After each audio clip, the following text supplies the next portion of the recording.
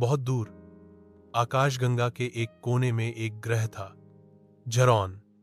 वहां रहते थे अत्यंत बुद्धिमान प्राणी जिन्हें इवनिक ब्रेन एलियम कहा जाता था। इनके मस्तिष्क में लाखों कंप्यूटर लगे होते थे जो पल भर में किसी भी सवाल का जवाब खोज लेते थे। एक दिन एलियम वैज्ञानिक जाटो ने तय किया कि अब समय आ गया है धरती की खोज का। उनका अंतरिक्षयान चुपचाप पृथ्वी की ओर बढ़ा और आकर भारत के एक छोटे से गांव के पास उतर गया।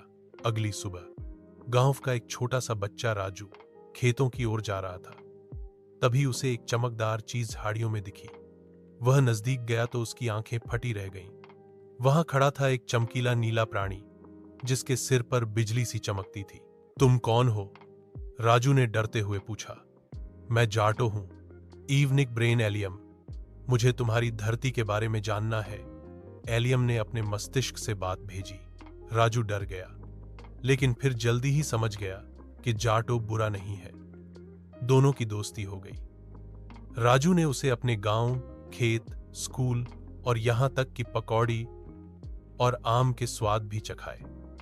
बदले में जाटो ने उसे अंतरिक्ष की तस्वीरें, विज्ञान के अजीब प्रयोग और गुरुत्वाकर्षण को पलटने वाला खिलौना दिखाया। गांव में हलचल। एक दिन गांव वालों ने जाटो को देख लिया। डर और अफवाह फैल गई।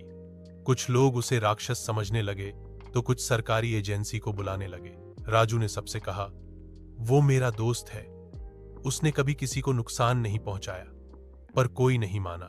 अंतिम विदाई जाटो ने राजू से कहा, मुझे वापस जाना होगा। शायद तुम्हारी दुनिया अभी हमें समझने के लिए तैयार नहीं।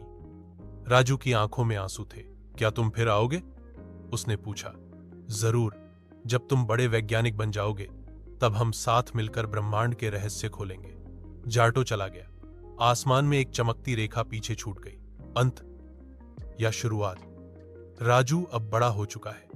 वह एक अंतरिक्ष वैज्ञानिक है। उसकी लैब में एक तस्वीर टंगी है, एक बच्चे और एक एलियम की, और हर रात वो आकाश की ओर देखता है, किसी पुराने दोस्त के लौट आने की उम्मीद में। सीख: दोस्ती भाषा, रूप या ग्रह से नहीं, दिल और समझ से होती है।